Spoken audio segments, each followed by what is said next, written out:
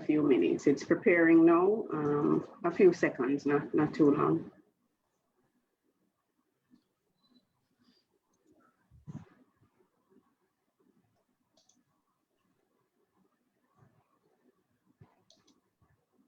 So we're live.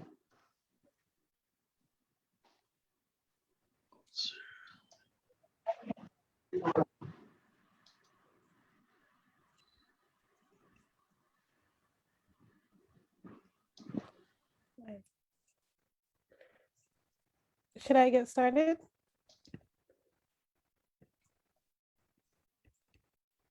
Go ahead, Sister Shamara. Greetings in the name of His Majesty, Emperor Haile Selassie and Empress Menen Asfa. My name is Dr. Shamara Wiley Al-Hassan, and I'm Assistant Professor of Religious Studies in the School of Historical, Philosophical, and Religious Studies at Arizona State University, and one of your instructors and organizers for the summer school.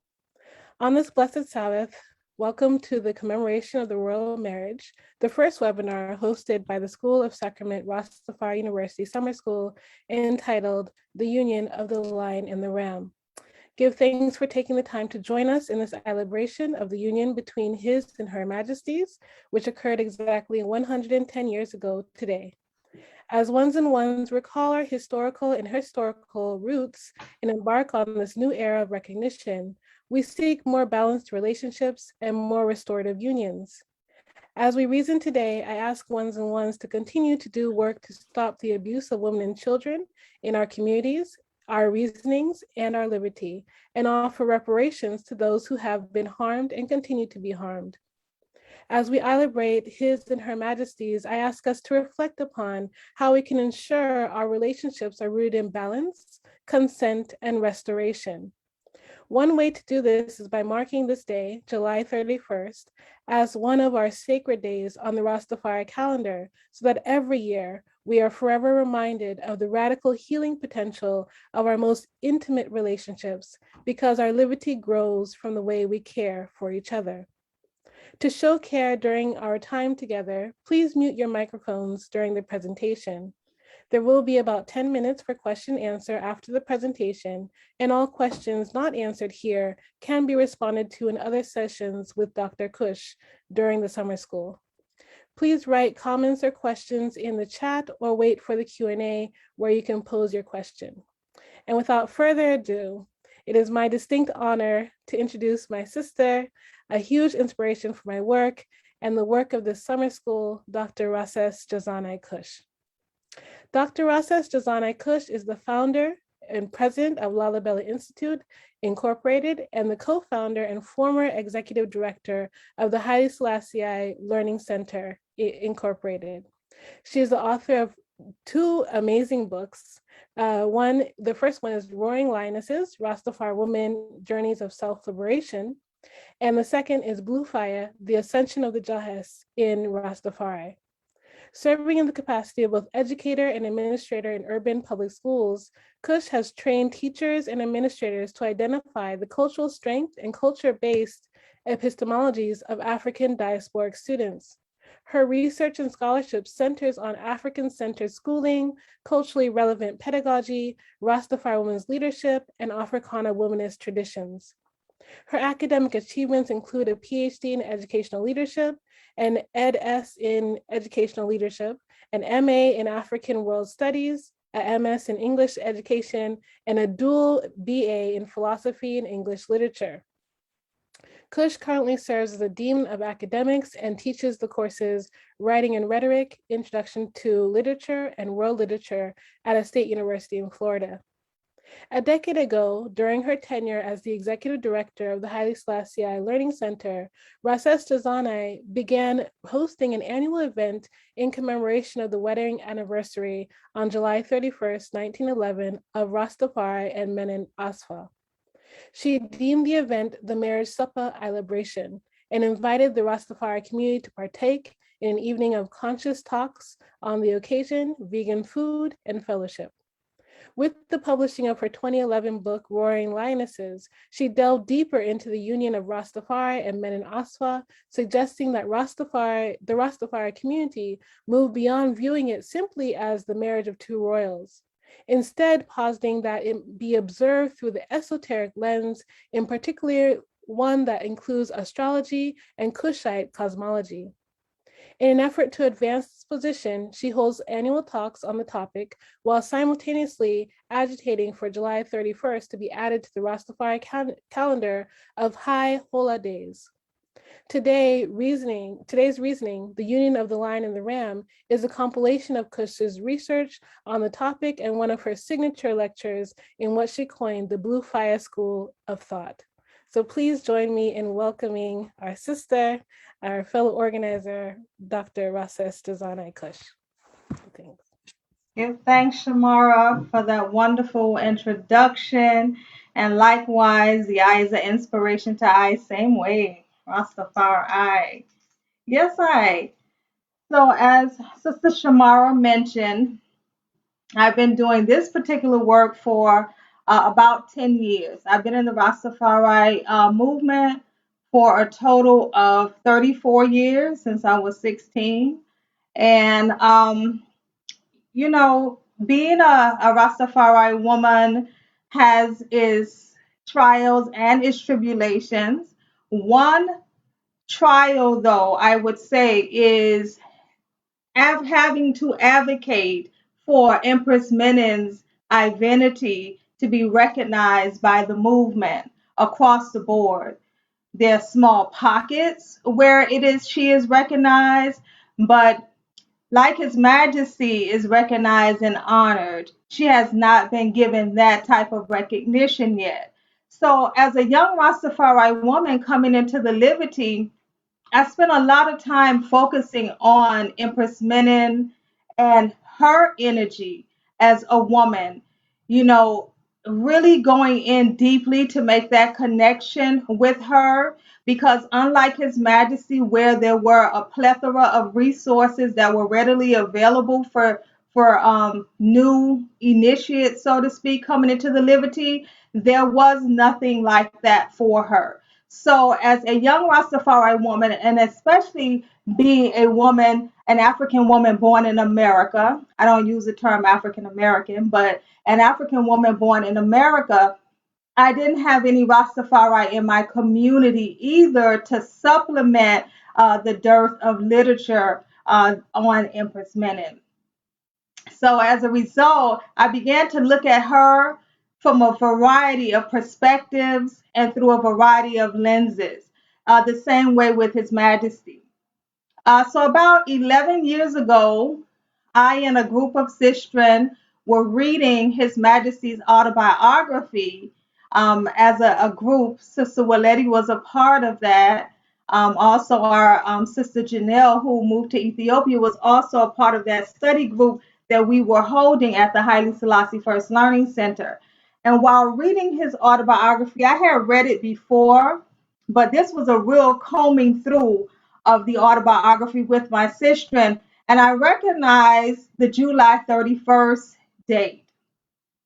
And it hit me. I said to myself, well, why isn't this date celebrated? It just seems so reasonable, yet as you know, with a lot of things that might seem reasonable, they don't happen that way. And so I began right away after that, gathering ones in the community to actually celebrate that day. I had the place, I had the venue, the Haile Selassie First Learning Center. So I made it available for that. And I held a lovely banquet in honor of their Ivine Union.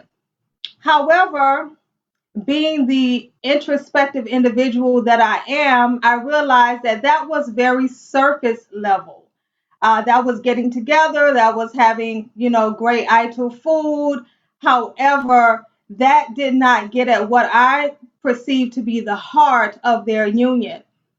So I began to look at it from an astrological perspective. And once I looked at their union from an astrological perspective, entire different realm and dimension opened up for I, iritically. So that particular iritical, I like to call it my iritical soarings. So that particular iridical soaring is the impetus for this lecture. And again, growth is a constant part of life. I also, after doing further research, I was pulled into the Kushite realm. I mean, it makes sense. My surname is Kush, right? However, Rastafari women go through various stages of womanhood. I've deemed one of those stages the stage of the iridical negis. Okay, and so the iridical negis is that stage where one begins to thirst. I always liken it to that thirst that Makeda had, according to the Kevin Nagas, when Solomon peppered the food, and she goes to the water and gets ready to drink it, and he says, "Okay, now if you drink this water, you know what time it is, right?" And so she is just so parched, she just has to have the water, okay, at any cost, at all costs. And so the iridical negis is similar in that vein. It's a growth spurt within the Rastafari woman. So when she gets to this level, that is, if she has not everybody gets there. You get there because you are seeking. You get there because you're on this journey. And so it was as I was entering into my iridical negis phase at around 40 that I realized there's something else. Not only is it the astrology, but it is a Kushite cosmology that is embedded in this union of these Ethiopian monarchs. All right, so I'm going to share my screen and I'm going to talk you through my heavens, talk you through my meditation.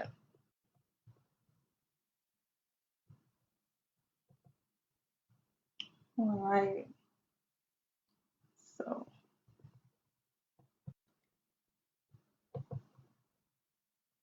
all right. So, the marriage supper of the lion and the ram. And so Rosh Delani asked initially, "Oh, Ross says, do you have a type?" He tried to say it low key, "Do you have a typo there? Should that be lamb instead of ram?" And I'm like, "Nah, bruh, it should be ram." So I'm going to go into exactly why it is ram. All right. But first, when it comes to their divine majesties, I spent a lot of time doing analysis of various photographs of the divine couple, because I find that there's a lot of symbolism embedded deeply, in these photographs. And now, His Majesty, his photographs run the gamut. Some of them he's looking, very stern. Some of them he's smiling. Some of them he looks welcoming. Other times he looks, a little distant. The Empress, though, Empress Menen, her photographs are for the most part consistent. The way that, her body language is, the way that she looks into the camera, I think that there's a certain level of consistency there. But this particular picture is of the young couple shortly after their marriage. And I selected this picture because certain things jumped out right away. The first thing that jumped out to eye in this photograph is the level of protection that I see happening here. His Majesty is saying, this is according to Rasesh Zanai Kush, that she is to be protected. She is a prize. Um, she is definitely throne worthy. He has one hand on the back of her chair as if to say, yes, her. He has another hand on his sword, um, again, letting you know that this is someone that he is willing to fight for.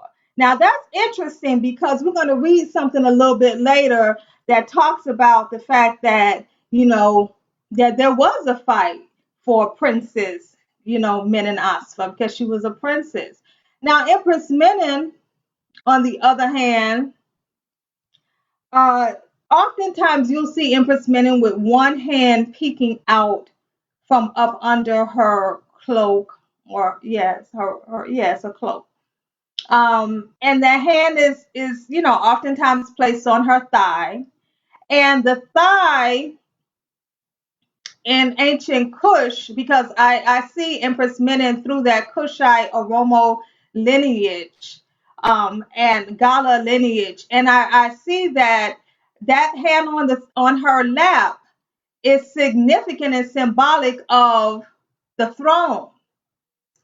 The ancient Kushite and Kemetan goddess Isis, her name means throne.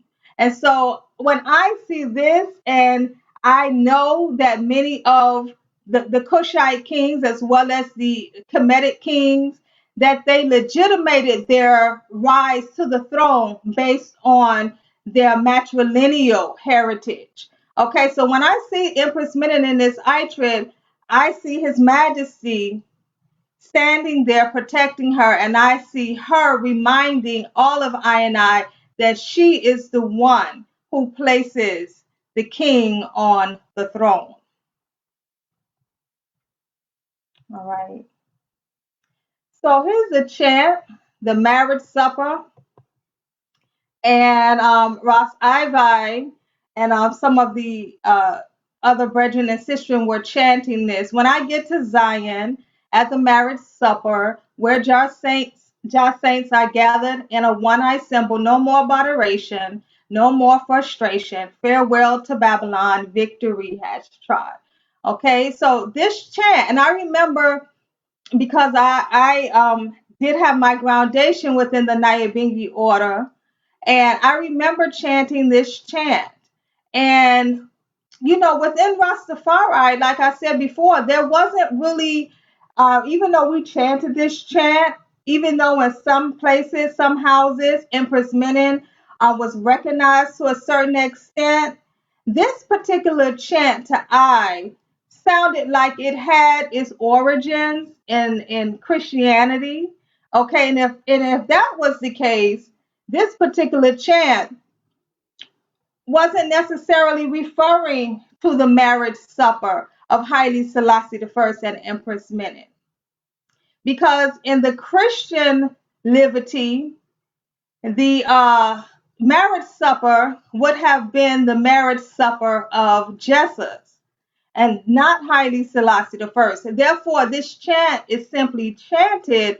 However, there is nothing that actually backs up this chant within the liberty, meaning that there was no celebration for the married couple.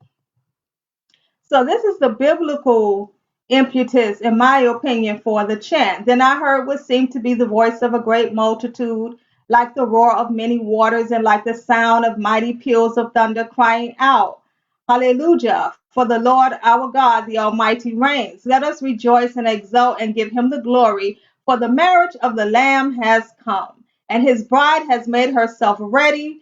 It was granted her to clothe herself with fine linen, bright and pure, for the fine linen is the righteous deeds of the saints. And the angel said to me, Write this, blessed are those who are invited to the marriage supper of the Lamb. And he said to me, These are the true words of God. So again, that's the justification for the Nyahbinghi chant, in my opinion. So because of that, nothing further comes out of it. Now, if you are to look at Haile Selassie I as Christ, like some view him, right? Then within the Rastafari liberty, then we can't ignore that according to this particular piece in Revelations, God has a wife, or Christ has a wife. All right. But again, not focused on heavily. So, but the Judeo the Jewish text, the Kabbalah, does talk about God having a wife, and that woman or that entity is the Shekinah. Now, normally I wouldn't read, but I have time, so I'm going to do that. One of the most perplexing concepts in Judaism is that of the Shekinah, a figure identified as the divine presence and bride of God. Shekinah is a Hebrew noun that means literally the act of dwelling. In the Bible, Shekinah is used as one of the names of God. In the Talmud, the term comes to be identified as the divine presence or indwelling or presence of God in this world. However, by the 12th century, the term had undergone a radical transformation and has since been used to refer to God's feminine aspect or consort. The Kabbalistic system known as the Sephiroth describes 10 emanations of God, what Abraham Joshua Haskell calls the inner life of God, and the 10th of these is Malkuth and is identified as the Shekinah. In this view, the Shekinah is understood to be the feminine aspect of God, not an independent mythic being. So, according to the Kabbalah, God has two sides, a feminine side and a masculine side. Okay, so even though Rastafari acknowledges Empress Menen as the wife of Haile Selassie, the divinity that would only make sense to be granted her, even if it's by default, had not been done. So again, the reason why July 31st really does not have any strength behind it within the tradition other than the fact that that's when they got married. Okay, and this goes further into the Zohar, which is a companion for the Kabbalah, talking again about the idea that even for a tradition where we think of now today as a tradition that is inhabited solely by a male deity within the mystery schools of that particular faith, which is where the Kabbalah and Kabbalahism would actually fall, there's always the woman present. The woman might not be present on Front Street as a deity, but if you dig further enough, you'll always find that she is there. Again, more information about the Shekinah. So I want to talk briefly about the types of marriages in Ethiopia. So what I tried to do in the beginning was to set up the fact that, the marriage supper is as we know it in Rastafari, is a biblical based tradition. It marries Christ to a woman that nobody acknowledges, that no one really says exists. It almost seems just very mythical. So now, as Rastafari people, acknowledging July 31st, 1911, as a celebratory time, as well as the union of our divine forces, has to be looked at outside of the biblical tradition. Because the biblical tradition is only going to allow us to pay lip service to this union, but it will never give us the grounded energy that I need to be able to draw strength from their divine majesty's union. So the types of marriages in Ethiopia, there are three predominant types of marriages in Amhara tradition.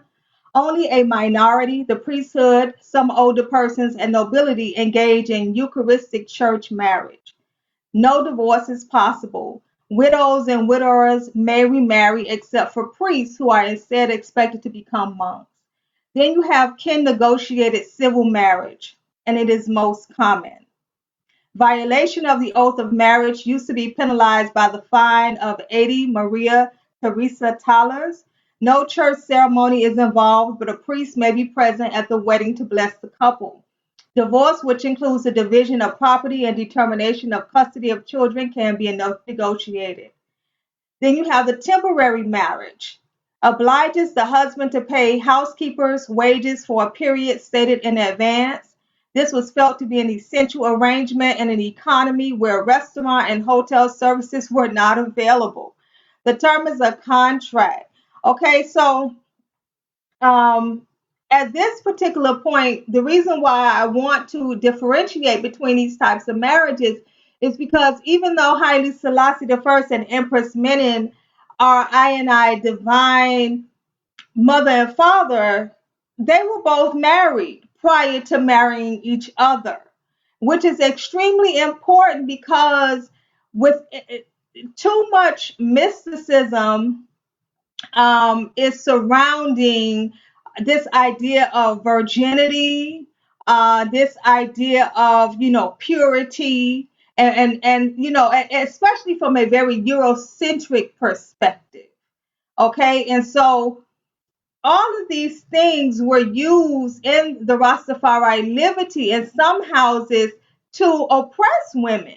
Oftentimes women were always, were compared to Empress Menen, or you have to be Menen like, you have to be virtuous like Empress Menen. No one told us that she had been married 3 or 4 times. It was as if she had just been married one time, and that is what um, validated, her purity. So I want to go over these various marriages because let's not, let's not be disillusioned right now regarding that. So here I wanted to show them in their, there's something so to me, there's something so pure about, a couple that has just gotten together. The energy is, the fire is hot.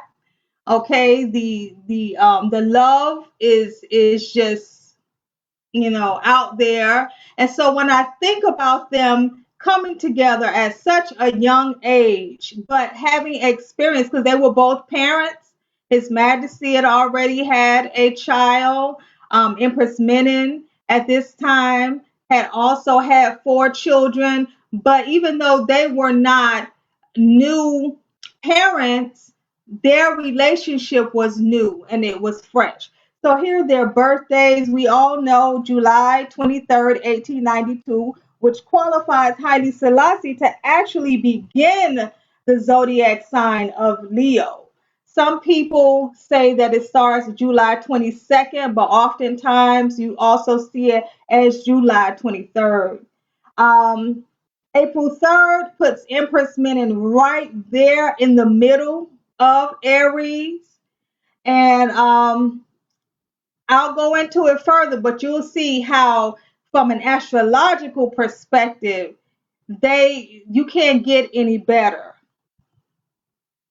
So here's His Majesty talking about, and I love this, His Majesty just, has this little piece in there about his relationship with Empress Menen, but it's so jammed packed if you read deeply. So he says, when I had been governor of Harar and its entire province for about a year, stabilizing without mishap the life of peasants and soldiers, of government, and of all necessary for administration, it was decided by my wish and by that of my relations that I should marry. I was in my 20th year at the time.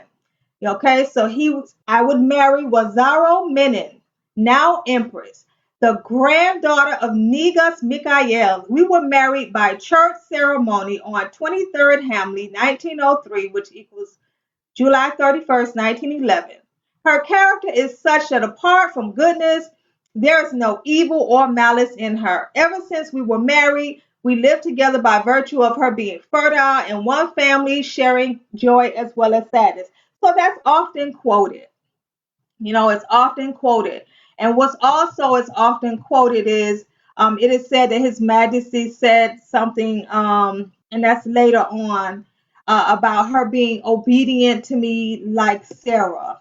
I have an entire lecture on that. All right.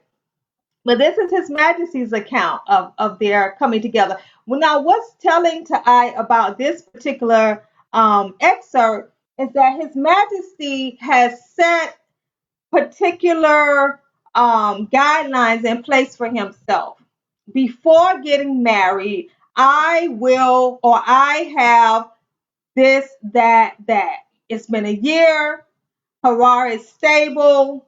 I know what I'm doing as a governor. And now I have decided that I am worthy of a wife. So he has put those king man principles upon himself. He has measured himself by those things. And now he has set out to marry. Now, that was the drama free version.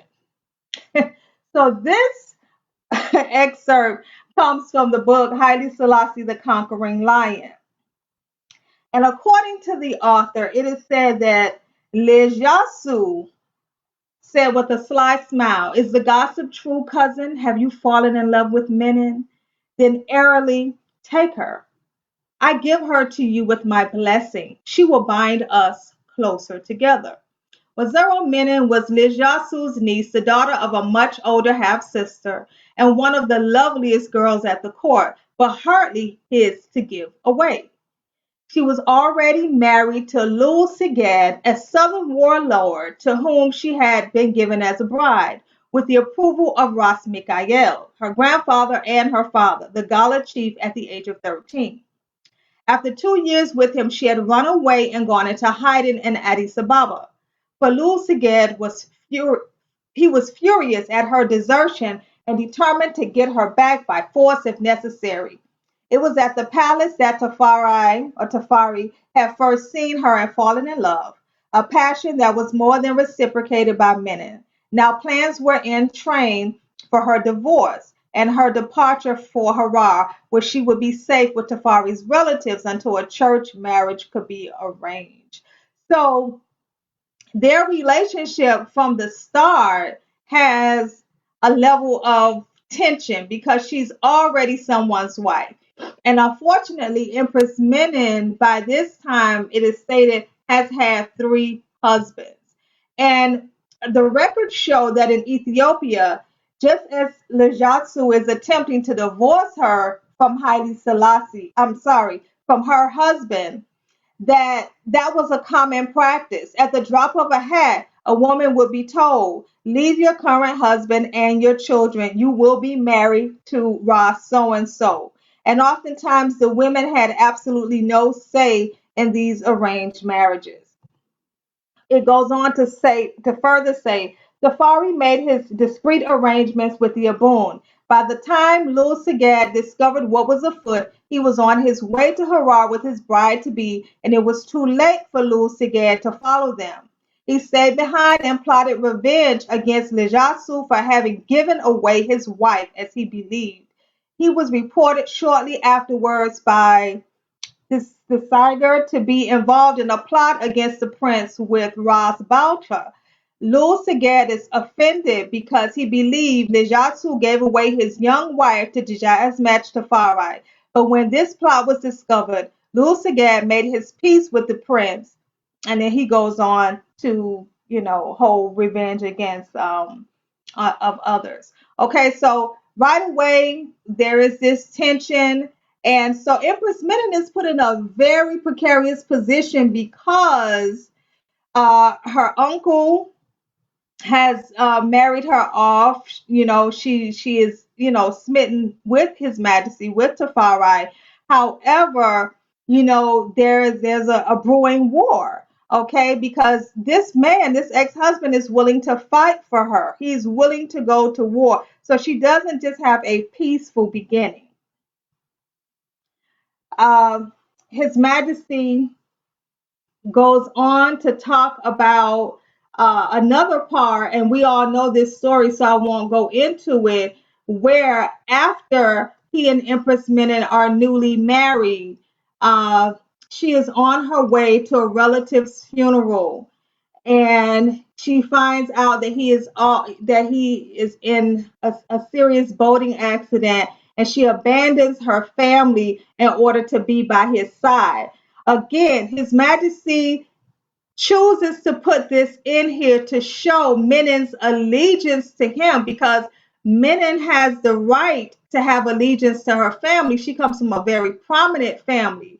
So she shouldn't have to necessarily abandon her family, but she does. So right away, His Majesty is setting the precedence. I'm not going to tell you a lot about my relationship with my wife, but what I am going to tell you is that, and I'm going to use the common vernacular, no, I won't, is that she is very dedicated to me, and that she is here with me. Okay.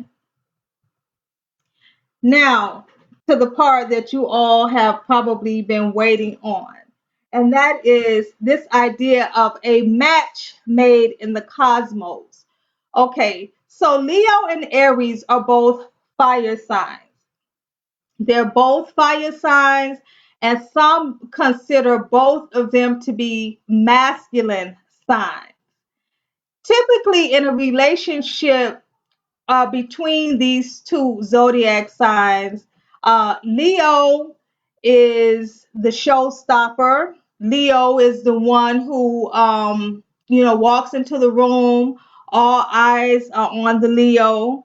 The Leo is very adept at working these types of situations, these types of environments, really appreciating all of the attention.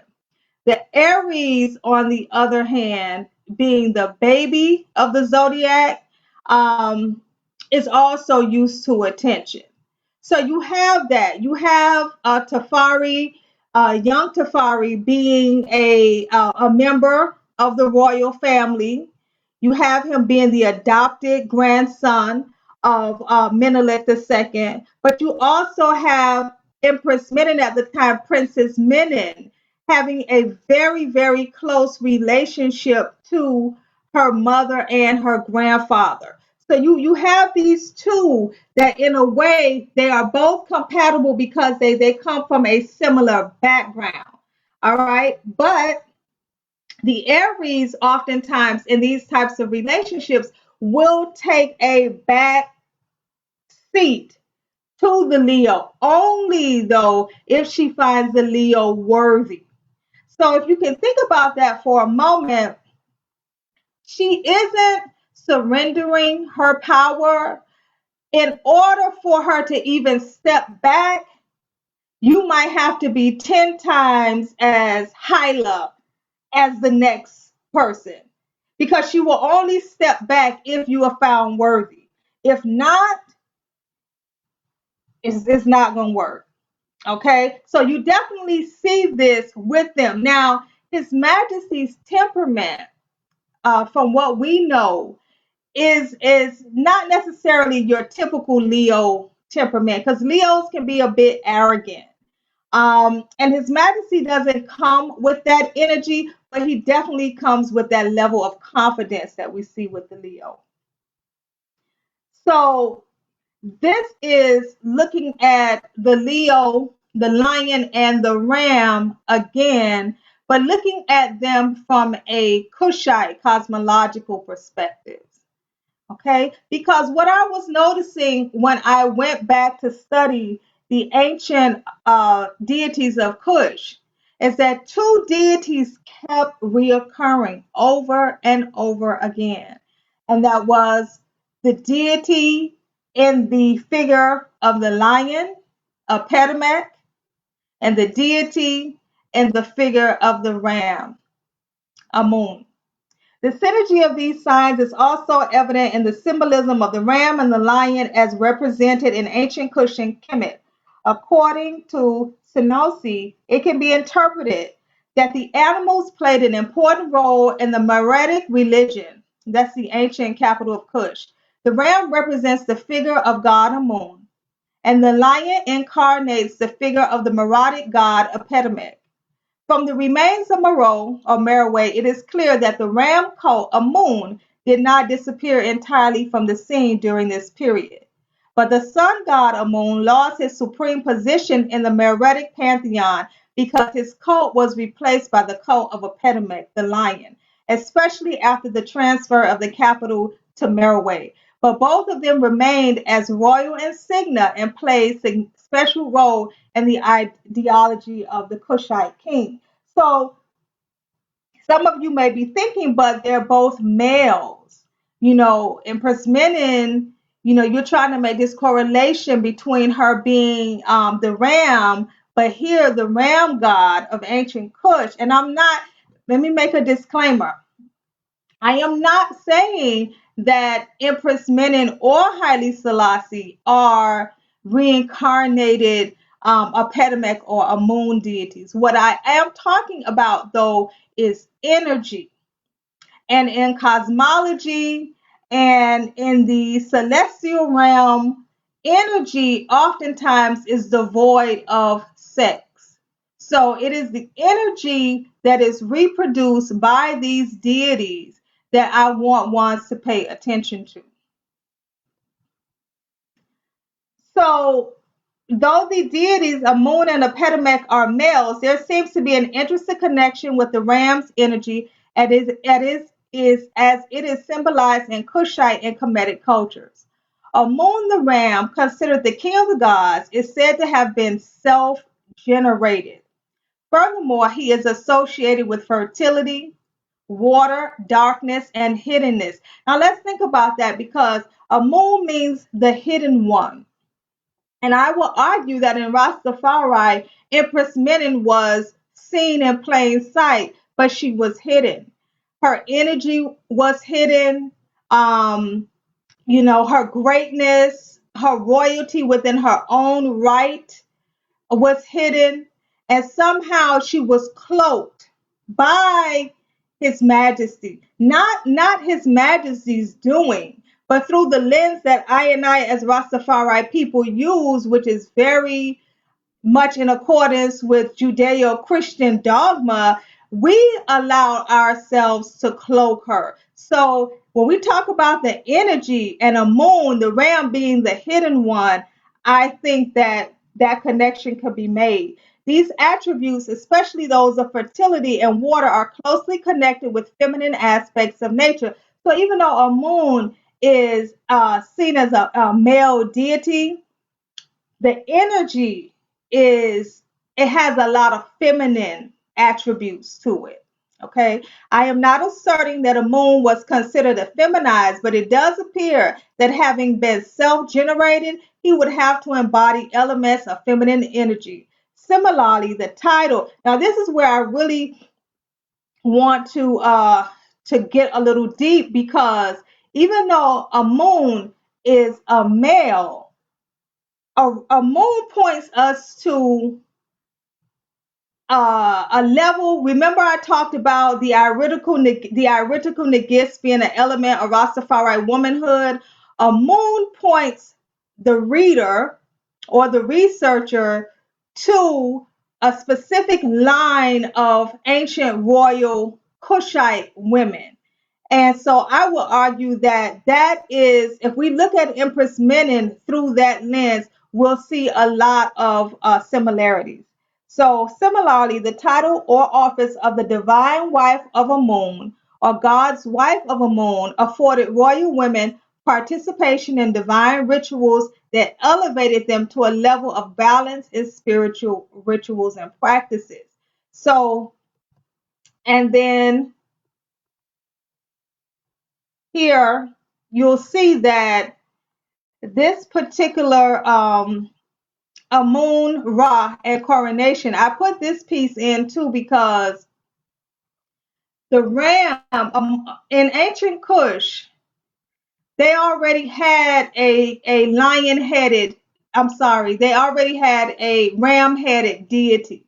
Okay, and so when they began to conquer Kemet, and they saw the god Amun, what they simply did was they merged their ram-headed deity with that of Amun. And so that is why in ancient Kush, remember, we're making that connection between Empress Menen being of a Romo Kushite stock. So you're going to have to see things that play out within this type of liberty play out within her contemporary liberty.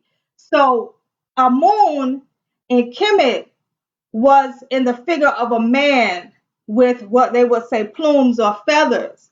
But when the Cushites decided to merge their ram-headed god with Amun, he became Amun Ra. All right, so that is the point that I'm making here in this slide. That the ram, you can't avoid the ram in Kush. And these are some of the duties of God's wife of Amun. Number one, participation in the procession of priests for the daily liturgies of Amun. She was shown accompanying the priest called God's Father, general designation that could include the top four priests of the temple, known by number position, bathing in the sacred lake with the pure priests before carrying out rituals, entering the most exclusive part of the temple with the high priest. This included the Holy of Holies, okay, with the high priest calling the God to his meal, reciting a menu of food offerings being presented to Amun, with the high priest burning wax efficacies of the enemies of the God to maintain divine order, and shaking the sistrum before the God. Okay, so this is what, when we look at Amun and we look at what these women who were dedicated to Amun did, the power that they had. Okay, and this was only found in the 25th dynasty, and it was also found in the 18th dynasty among the Kushites. So I didn't talk about Apetamec. So Apetamec is the lion-headed god. And so here I say, though Amun the ram god, through Amun the ram god, a clear elevation and respect for the feminine is established, allowing the reader to understand how Empress Menen-Asfa, as symbolized by the ram, represents a similar manifestation of the divine feminine as a separate and holistic entity. The lion god of Petamec is considered the most important of all the non-Kemetic gods indigenous to the land of Kush. He is known as a war god and is described as one who sends forth a flaming breath against his enemies. In this, his name, Great of Power. We know his majesty is the might and power of the Trinity, great of power, who slays the rebels with his strength. Interestingly, Maronite theology established a particular association of Isis with this particular deity. So in ancient Kush, they also pair Apetamec with Isis, okay, along with Horus for their trinity. So even though we know that His Majesty's temperament is normally that of peace, we know based on the Italian invasion that he had to come as the war god. He tried very much not to go to war, but it would be his fate. It would be written in the stars. It would be destined for him to exude the energy that we would see of a war god, of a lion king war god. Here are two pictures of a Petamec and of Amun with the ram heads. A final fascinating joining of the lion and the ram energy can be observed not in ancient Kush but in ancient Thebes or present-day Luxor at the temple of Amun. The processional road to the temple is flanked on both sides with sphinxes with the head of a ram and the body of a lamb. The image of these sphinxes projects a surreal energy that is still transmitted thousands of years after their construction. Therefore, whatever one thinks about the symbolism of the lion and the ram and the connection of these animals to the energies of Haile Selassie and Empress Menen-Asfa, it cannot be denied that these animals were considered representations of divinity recognized for their creative forces, power, and strength. And then this is a picture of the two, the lion and the ram joined. The head of the ram and the body of the lion. So I think that as Rastafari people began to throw off the shackles of Judeo-Christian dogma, and I know that oftentimes, I remember that there was a time when a lot of Kemetic practices were seeping into Rastafari. Ones were burning it out because ones were saying, well, we're not Egypt. We definitely are Kush. We are definitely Kush. And I think it's important, though, for us to examine these deities and especially examine the practices with women, okay, in ancient Kush. Never before have African women had the power that these particular women exuded, whether it was the king's wife, the king's sister, the king's mother. A coronation couldn't happen unless the king's mother was there. He would wait months and months and months, years if need be, okay, until his mother arrived so that she could legitimize his position on the throne. And so that is my presentation on the connection between Haile Selassie I and Empress Menen from the astrological perspective and also from the Kushite cosmological perspective. If you have any questions, this will be the time to engage in Jerusalem schoolroom, and I am ready. I see that Dr. Beresford has her hand raised. Yes. Yes, I greetings. Give thanks.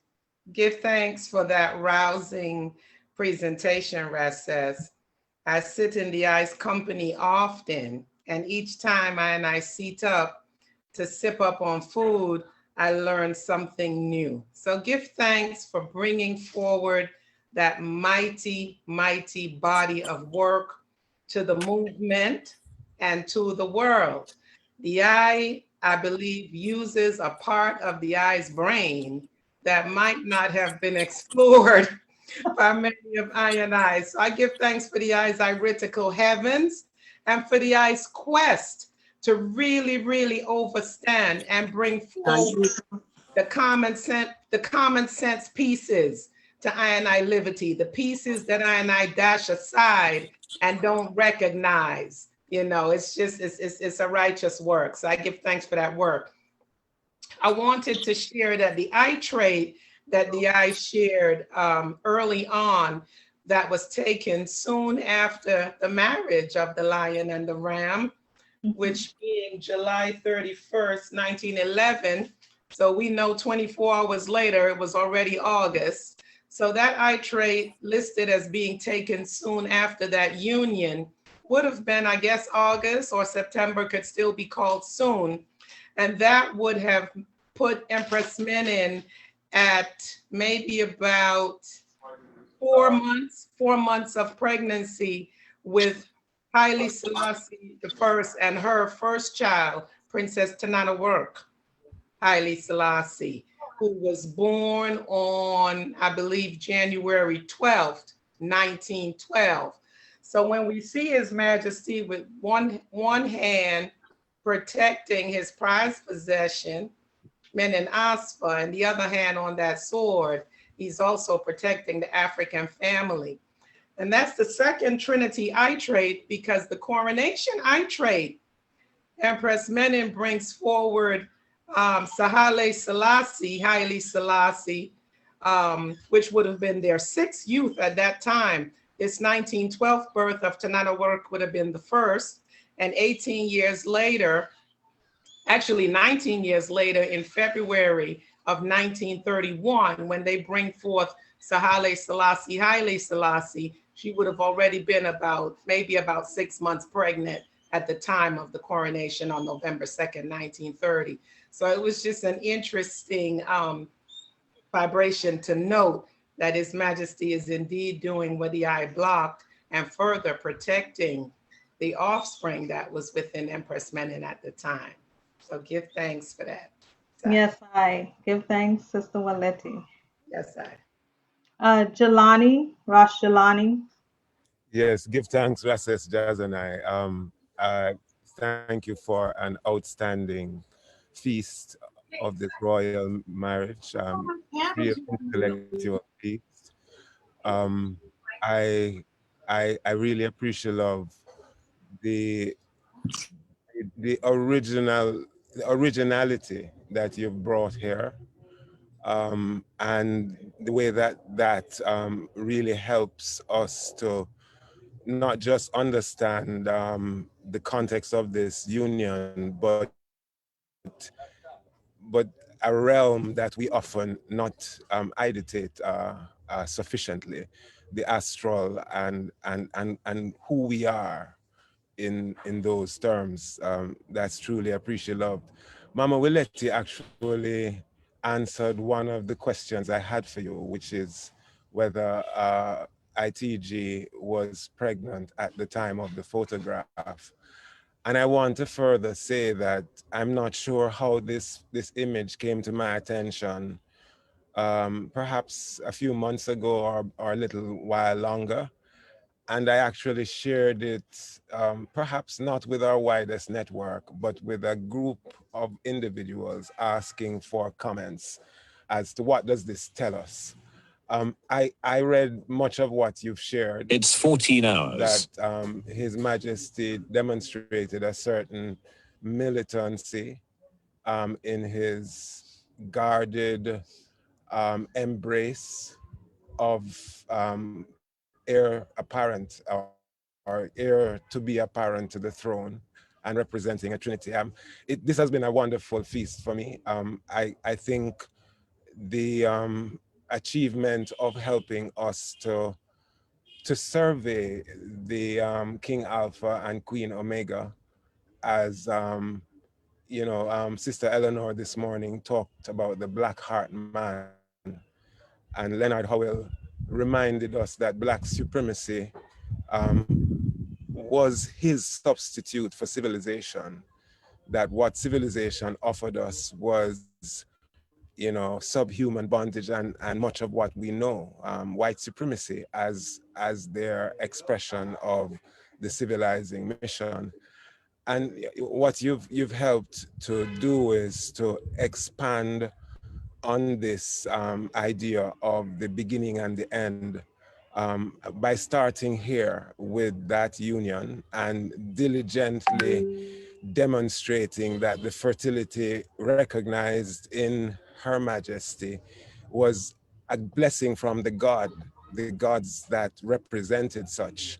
His Majesty was perhaps hinting, giving you that sort of signposting for the tremendous work you've shared with us today. And I just want to say thank you. Yes, the eye is most welcome. Oh, yes, the eye is most welcome. Are there any other questions or comments? Greetings, Greetings. Rastafari. Yes, I. Yes, greeting to one and all. It's Ras Daniel of Miami still. I tuned in a little late, but I caught some of your presentation, which was very interesting to me. Eye opener and so forth. That I did a wonderful job. Not everything I agree with, though, what I say, because I'm a firm defender of Judaism Christian. I don't see that as no dogma. And, mentioning Cush, I know Cush was one of the sons of Ham, and Ham come from Noah. So when we're dealing with Cush in Egypt, we're dealing with Miriam and Punt and these offspring of Ham, which is the offspring of Noah, which is offspring of Adam and Eve. I know in different countries, they have different names for these individuals of the Bible. Like His Majesty said, Ethiopia have one of the oldest version of the Bible. So in Amharic and Gise might be called by a different name than Adam and Eve, but these individuals did exist in their time, So I'm not questioning Judaism Christian, because His Majesty himself is a defender of the faith and is of the Solomonic lineage. And for us to say these are dogmas, to say, well, this lineage and these things of the Bible is, is fictional, and which I don't agree with that. I just see everything manifest in this different era in history. There was a time when Ethiopia is the mother of Egypt, and gave birth to Kemet and gave birth to Kush and all these other empires. in this time, it was a time when Egypt rise. Egypt had over 25 dynasty or more. And in the early dynasty, it was the sun worship. And as you say, it was only the 25th and the 18th dynasty. There was the ram and the lion. So it was not something from the beginning. But in each generation, or in each eon, there's the revelation of the Christ or the Godhead to guide the people. But it's not the doctrine like the doctrine of Mahat that fails the people, or the teaching of Judeo-Christian, but it's the people disobedient to the teaching of the law. That why God punished each generation, then choose an individual who is faithful, whether it's like David, who was a shepherd, or whether it's a king. He chose one who was follow and keep and obey his law to the fullest. And Black people throughout history and other nations throughout history has failed God. There's only few people, which is mostly called prophets, that adhere to the teaching and the wise mind of the Godhead, you know. So I as an individual, I study what do you call it now? The astrology and these things, but I'm not a person that is deep into the stargazing and star worship. I deal with prophecy. And when I see the prophecy that pertains to His Majesty fulfilled in this Bible that we have in the English language, I hold this thing as reverent and as true, that these words that God gave to the prophet of Judaism are true prophet, because they were came to pass. The book of Daniel, the book of Isaiah, the book of Jeremiah. What I don't check for, and I condemn to, Rastaman burned the European version of the Bible with the blue eyes, blonde hair Christ. We burned that long time. We don't check for that. And the false teaching of, everything is white, is good, everything is black. It's bad. These things are the influence of white people. If you read the Bible from Genesis to Revelation, you'll find the truth for yourself, that it's dealing with the laws of God, prophecy, and the history of Israelite and the history of other nations. Because God said, I'm not only the God of Israel, but I'm also the God of Egypt and the God of Assyria. And He created all of these nations. And in each of these nations, each in their tongue, they praise God in their own way. But it's still the one God who created us all. You know, I do see the balance between male and female in everything, in everything in creation is a balance between male and female. So we must be balanced, and we must honor the women and respect the women. But I don't praise no other but the true and living God, Emperor Selassie, who manifests through the Christ. I see Empress Menen as His bride and as representing the Church of God, that represent us as a congregation. God said that we give thanks, Ras Daniel. Excuse me? Yes. Did you have a question for Rases Jazanai? She's burning for No, a question. I was just giving my opinion and the way I see things too, because I was listening. I feel that it's also a lot of these things might bring more confusion in the movement than clarity, because, as I said, the Egyptian, I know the history of Egypt, I know the history of Samaria, I know the history of all these countries. But we are in our dispensation where we got to deal with the revelation of today, which was manifest through Rastafari. Give thanks. Ras Daniel, you have stated it very, very well. And in fact, one of the reasons why this is Jerusalem schoolroom is that it really is for distilling of information and sharing of knowledge. So with that being said, we want to thank you for that offering. I am very sorry, Dr. Shamara, for jumping in your space, but certainly I think and want to thank Ras Daniel for that delivery, and just to allow others, including myself, to say how grateful I am for the space, the School of Sacrament space, and for the delivery in that space by Rases Jazanai Kush, who has offered I love some my sister and I clarity respect and her to the fullest, and I'm listening to her, and I think it's very rude of that dichotomy, because I'm just No, I'm not cutting you, my brother. I'm not disrespecting her anyway. I'm just saying that we have to be very open-minded, because she said also, this is Jerusalem schoolroom, and Jerusalem school represents Jerusalem. You're going back to Judaism. Ras Daniel, I'm agreeing with you. I'm saying we cannot make it a platform where one person speaks for 10 minutes and they're not a presenter. I apologize for that, but that's all I'm saying, my brother. I'm agreeing with you. And she taught me a lot too, because I don't know everything, and I'm open-minded to learn more. I do agree with the Cosmo, and she's a very intellectual person. She studied a lot, and I noticed this for a long time, and I only have love for her. And I was just giving my point of view. No, I agree God with you, and bless, I'm right? thanking you for Give that thanks. point, my brother. I'm just Jello. moving it along I as it's love my part of. Rasta people, Jello. I Give Selassie. thanks, my brother. Thank you I so much for that blessings to delivery. all. Thank you again for the Rastafari. presentation, my sister. Blessing to the That's the family. love. Give Isaac. thanks. And Majesty. give thanks, Ross Daniel, for the commentary, and give thanks, Ross Wayne, for stepping in. Ross Jazan, I want to allow the opportunity to respond if you care to any of what Ross Daniel stated. And if any of the other participants can just keep our comments to a minimum, then we can allow for the fullness of everyone to partake in the session.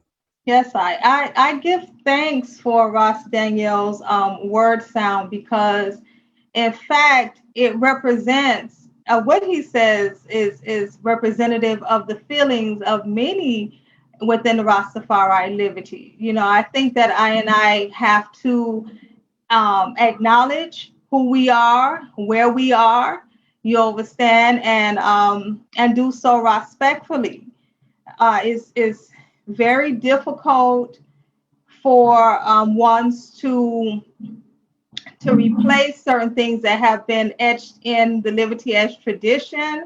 But I remind ones that when His Majesty ascended the throne, one of the first things he did was housekeeping. Traditions that were null and void, philosophies that didn't gel with the progress of Ethiopia's modernity.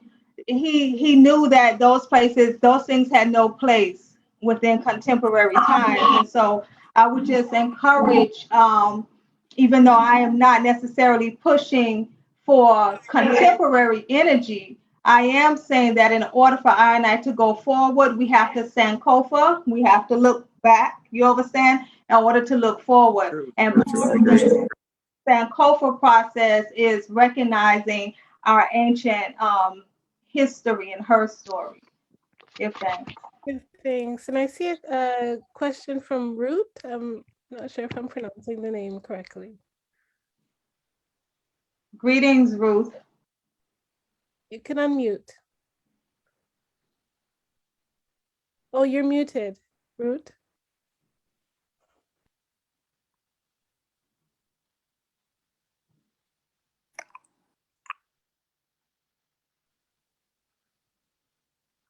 Well, I think maybe we can go to the next person until she rectifies that. Unmute. Okay. Yes, Root is open now. Okay, give thanks. Yes, I give thanks, sister. Blessed love, that was beautiful. It was very islandful. The food was well received, I must say. I would just like to say I do agree with you on everything. It was beautiful, the reception of it. A lot of things I did not know that I learned here today. Um, and on some of the comments from ones and ones, I know that Christ is also means the etymology of it is anointed. So when you think about the anointed ones, that would be many ones that we may know and we may not know of. So that's what the word Christ etymologically means. Um, and one thing I know His Majesty says is that religion is a means to lead us to spirituality. So I like to look at the church, and also I had a question of what is the difference between the temple and the tabernacle, because I would like to say that looking into religion nowadays, modern Christianity or Judeo-Christianity, the church, would that be the priest in Kemet, ancient Kemet, the priests and pastors? Is there any similarity there? Because I could see how it would almost be, or possibly could be the same, but I haven't really looked into it or done a study into it. Um, Also, the 12 tribes were as seemingly almost as the Kabbalah would be. I haven't, this is just coming to me now. The 12 tribes of Israel and are seemingly would be a debt to Egypt because, or Kemet, the teachings and the Kabbalah, the aspect of the oneness of the Creator and our Heavenly Father, and the beauty that it comes together in a metaphysical manifestation with His Majesty, Imperial Majesty Emperor Haile Selassie and Empress Mennonite, and how that could be a physical manifestation of Christ and church, or the Creator and His wife, the church or the people and the Creator, as she is bearing the seeds, but he is also, but she would be the house which the people would go into, because the man having the sperm and the woman having the egg, she would be the house, the womb, and he would have the little, soldiers, so to speak. Um, And so I didn't look at that or realize that until just now, which is beautiful. Your presentation has enlightened my eyes in a different sense. And I appreciate love it. And also the 12 tribes, um, there is different aspects and maybe different hues of color, as us women of color are known to have children of many colors. So, it's not to be closed-minded to different colors or different people, because melanin is not only neurological, it is also physical. So if one is lacking a neurological a form of melanin, then, who's to say the next one who doesn't have a physical form of melanin is not just as much in line electromagnetically or energetically as one who has only one aspect, which would be a physical sense, as one who has both the physical and the neurological. Yes, I give thanks. Give thanks for the support, sis. Just to answer your question briefly on the distinction between the tabernacle and the the tabernacle and the temple. The tabernacle is the place where worship is held, right? So the tabernacle.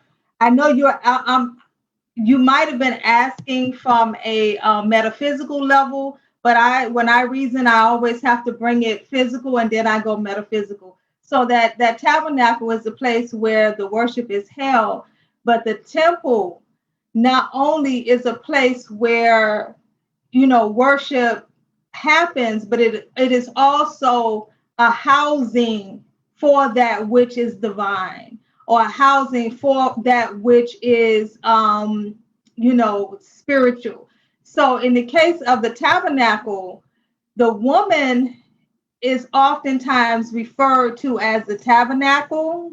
So it's very interesting, like as Rastafari people, tabernacle is a part of the Nyahbinghi, but that entire structure that covers it, even if you look at like Mut and Nut and you see her image arching over as if she's that covering, that is the tabernacle.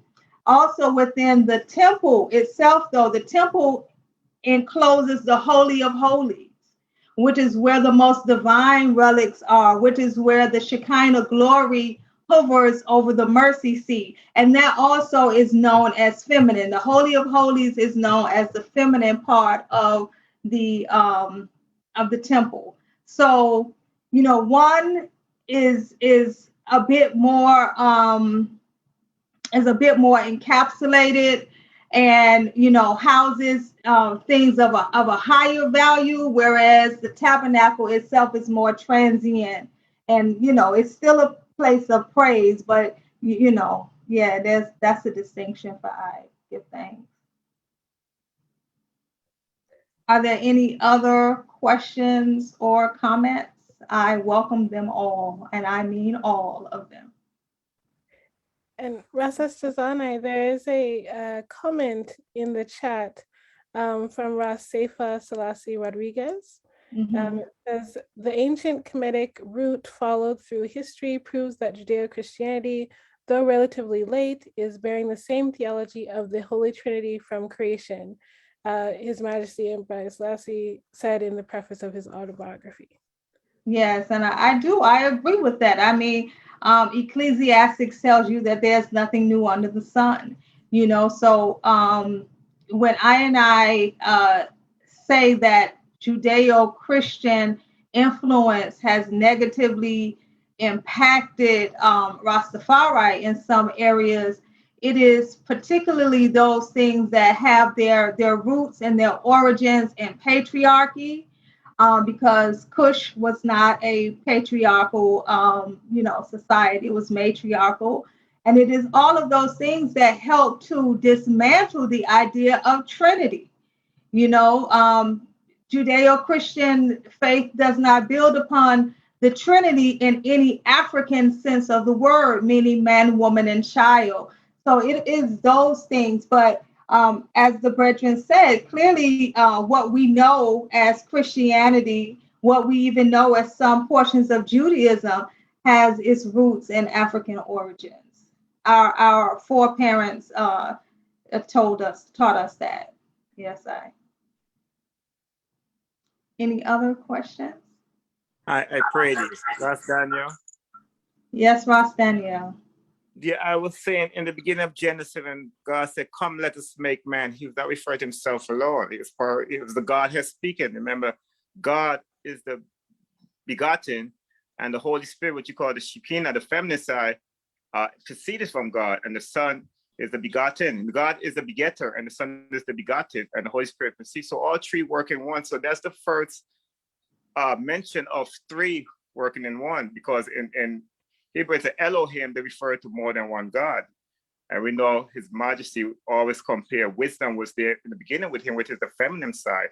So I don't denounce the feminine side, because we know it's balance, without the feminine, there's no existence, So, and throughout the ancient scriptures, always talk about wisdom and Shekinah, as you said, would come over the tabernacle of the Holy of Holies. That was the feminine energy of Jah, the Holy Spirit. The Holy Spirit in the New Testament said that we shall receive that comforter, which is the Holy Spirit, which is the feminine spirit, and every male have a little bit of estrogen, and every female have a little bit of testosterone. It's a balance in our makeup. So who don't accept that, they deny that other part of them, because both mother and father create, that one. It's not going to come out of two male. That's abomination, or two women. So, I give thanks, Rastafari.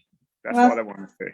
I'd just like to say really quickly that Ras Daniel and I, we went to kindergarten together. As far as this tribe, we came in, we're from the same house, but we just went to two finishing schools, two different finishing schools. That's it. But it's my brethren from long time. Yes, Jakes. Blessed love, Rasas Jazz, and I give thanks for that wonderful presentation.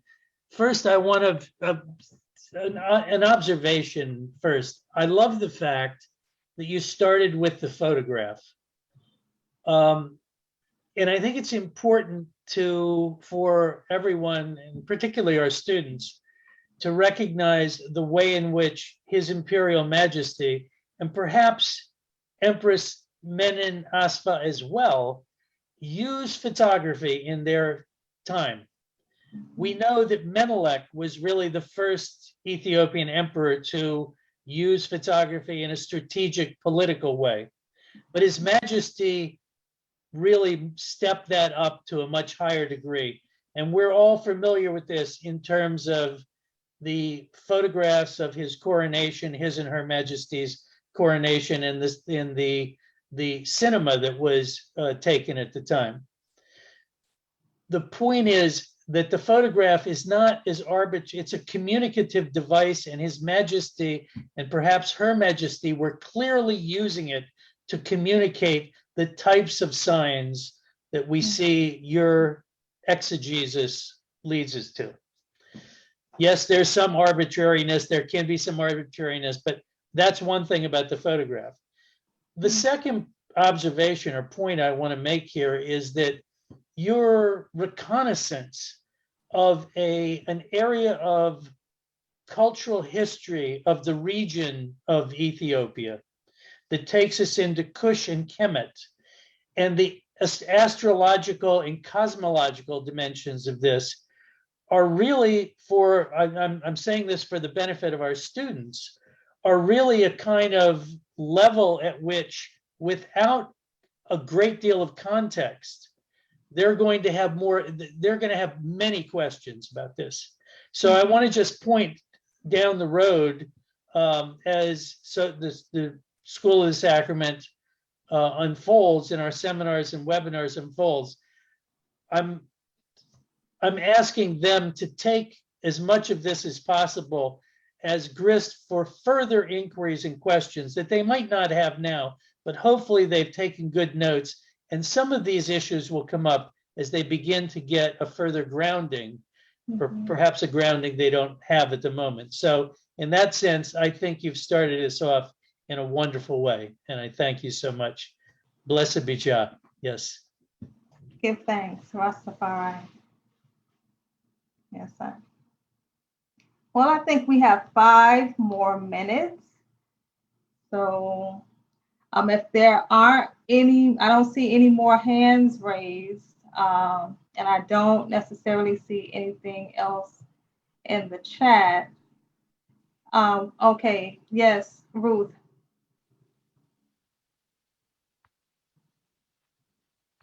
Ruth, you're muted, sis. Okay. Okay. I was just saying, Sister in Blessed Love, so would you say that the modern day church would be almost as a template for the temple from ancient Kemet? Would it be, kind of trying to follow in the footsteps as it's been kind of diluted maybe, or brought to in a different dispensation? That's maybe because ones and ones misuse certain things, and maybe alchemy, so to speak, or the confusion that was brought on. Would you say that modern day churches would be almost a template of the ancient Kemetic temples? And Well, I would say that the modern day church is the antithesis of ancient churches. But I would say, because I believe that I said earlier, you quoted His Majesty's excerpt about spirituality over religion, if you would. And so, Rastafari, the fact that I have Nyahbinghi temples, and we don't follow a church type of energy that is comparable to what you see in the world, shows that we have somehow deviated from that, and for a good reason. And so, no, I wouldn't say that one is reflective of the other. In fact, I personally advocate for that spiritual journeying within, because when all else fails, when there are no temples, when there are no walls, right, you have to be able to go within to sustain yourself iritically. And so that is, that's my opinion. SS? Yes. Yes, and to strengthen that sound, I've been listening to ones and ones reactions, and I just wanted to say that, coming into the trod more than 3 decades ago, and pretty much being raised up within the Theocracy Reign Divine Order of the Nyahbinghi, I searched the prophecy. I searched the Bible in my early days within the movement. I searched it pretty much for the first 5-6 years, searching to find Haile Selassie I therein, because I needed to make the connection that Nyahbinghi and Rastafari was telling I is the connection. I didn't find the connection there. I went straight to the source. I went to Haile Selassie I and made that connection, and he showed forth his glory to I. You know, that's just the way my tribe went, and I give thanks for that tribe. To I, that's the heavens of Jerusalem schoolroom, being able to go into oneself, being able to not necessarily lean on the I's own understanding, but to tap into the energy and to ask for the answers, and the answers will come. Haile Selassie I showed himself to I as the Almighty Jah, and in recent times, I've seen the same glory with Empress Menen Asfa. So I give thanks. I don't know if maybe my irids work a little differently, but that's the glory of my tribe within Rastafari. Give thanks. Give thanks for that. And Rasen has raised his hand. And I just have one last question for you, Rasas Jazana, and then we can seal. Rasen. Hi, greetings, and I Rastafari bless. I've just been, I got cut out of the session, and then I had to reconnect the data connection again. Can you just give me a overview of the input that you're currently requiring on this issue that you're dealing with right now? Can I give an overview on? Just a quick of what your insight that you would want from me right now. Russ doesn't I? Just to quickly remind ones and ones that this is being recorded. So if ones didn't catch all of it, then ones will be able to watch the whole thing. But I would like to make a contribution right now. If there is just like a small 1 second contribution, so that I can maybe give like a intellectual and a theoretical input on the matter before it goes on. Yeah. Rasen, I would love to invite you to attend the rest of the summer school, where we have the blessed opportunity for Rasas Jazana to lead some other sessions where I'm sure you will be able to engage further on this particular topic, as well as Ras Rabi has pointed out, the session has been recorded. So give thanks for your willingness to engage with the session. So Rasas Jazana, thank you so much for the time that you've given us today. As I echo. Before you wanna like try and shut me down or whatever, currently we are based here in Azania, which is South Africa, and South Africa and Africa in general is still dealing with grand forms of neo-colonialism. And as much as Rastafari wants to perpetuate this creative, educational, institutional establishments, whether it's in England or whether it's in Seshemane, and whether we're going to be establishing all these NGOs and all of these creative associations, does it still really strip us from addressing grassroots liberation struggles, instead of turning Rastafari into another civil society that is not really aligned with the mission of Haile Selassie in terms of creating a better humanity? Are we turning Rastafari into another new age, Black Jew, Nation of Islam, Noble Drew Ali type of a cult school around Unia and all of that, you know? So I've heard the going back and forth. I'm here in South Africa. We have RUF, we have Adwa movements, we have progressive movements, and we see that there's the Nyahbinghi National Council. We see Wake Eye making moves here in South Africa. We see Junior Negus making. We see Sizzla Kolonje making, and we're dealing with repatriation and reparation. So, Rasen, Rasen, give thanks for your contribution and give thanks for the critique. I think all of I and I understand the need to work with liberation movements on the ground, as we are a liberation movement on the ground, and all of us understand the need to work against neocolonialism, as well as the commercialization of Rastafari philosophy and liberty, which is one of the purposes of the Rastafari University. And I invite ones in Tanzania, as well as yourself, to be a part of the reasonings in the summer school, where perhaps we can engage in a full discourse around some of the critiques that you've raised. So give thanks. Yeah, because we don't want another Smithsonian situation. We don't want another people that do not comprehend the origins of the order. Congo Watu was here with us. You know, there's a lot of academics and scholarships and anthropology and historicism. We now have this St. Croix people, and no one is really,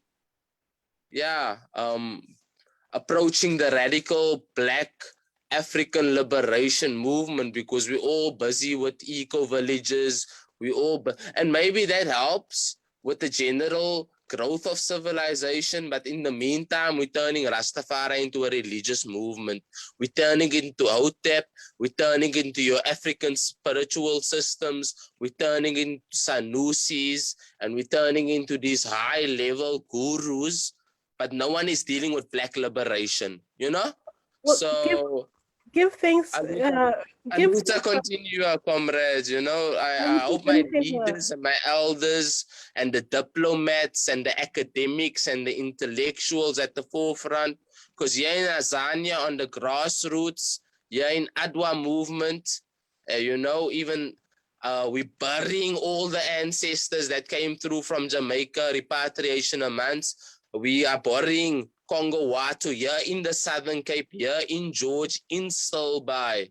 You see, we buried Congo Weka is sick. We buried Congo Wika in Mpumalanga. So this thing of coming on virtual talk shops when we don't even have resources to take over our ancestors, you know, the founding fathers of Rastafari movement, it's just going to be a virtual talk shop, you know, and we want to do Luno this, and we want to do trade this, and I have this.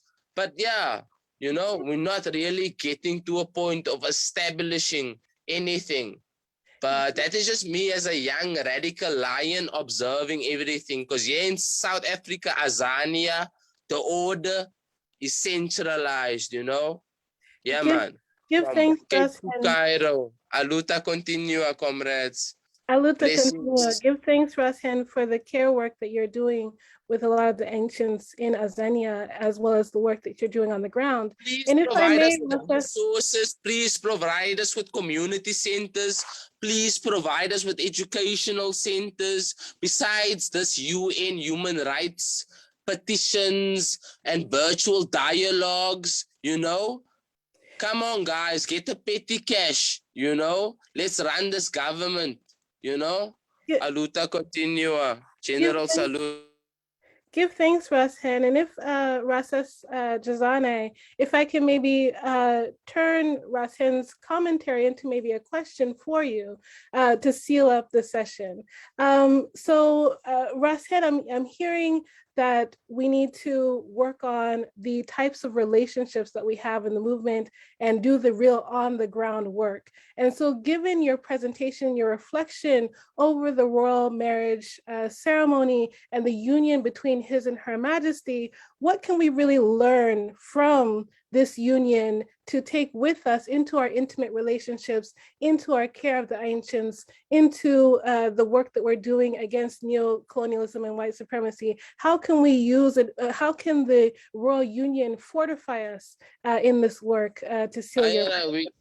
We cannot constantly pitch to some high-level delegations when, while we do not have young professionals, we do not have young professionals interested in creating grant funds so that we can buy property, build residential essentials. You know, no one is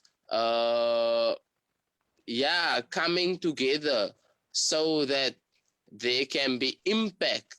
You know, here in Azania specifically, you know, we have lots of lands, we have $1 million Rastafarians globally, you know, but nobody, I don't know if it's the lack of trust around young professionals and the administration of resources.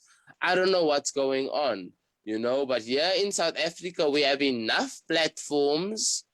And I guess it's also an issue of resources, because if you can have resources to say, we're going to bring 20 to 30 elders across South Africa to a conference, the accommodation is paid, and we are going to draft the constitution in order to have a public participation around cannabis industry, around legal and faith-based rights for the Rastafari adherents. And Rasen, give thanks so much for your contribution. I don't want to use this particular session to get into all of the issues that you have brought up. We need millions, guys. We need a UN to give us $1 million.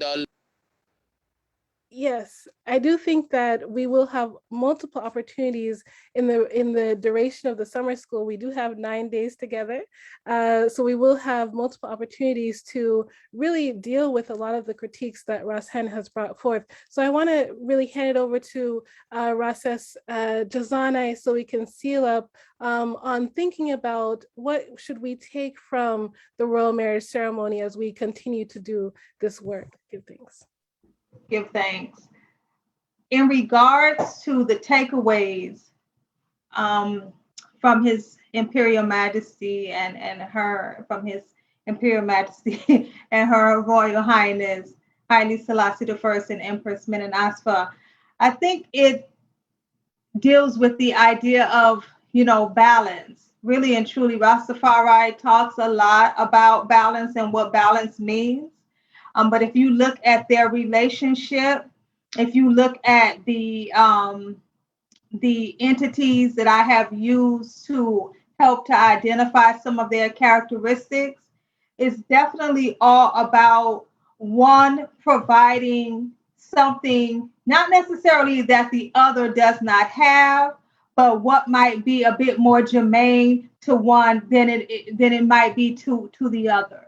So, you know, Empress Menen, you know, in her right, being a leader up under that Aries energy, because when you look up Aries, that's the key thing. You're going to see leadership. You look up a Leo, you're going to see royalty, you know, so together, you know, synergizing that energy for the restoration of Black people, of the Kushite nation is important. And so as we look at it on a microcosmic level, right? We look at it as above, so below, and we're that level that's on the ground. It is about bringing that same type of energy, harnessing that energy from your mate in order to be able to manifest or manifest greatness within your life, within your family, within your community. So it really is a bringing together of those energies in order to accelerate us, because right now this is the new race mandate time.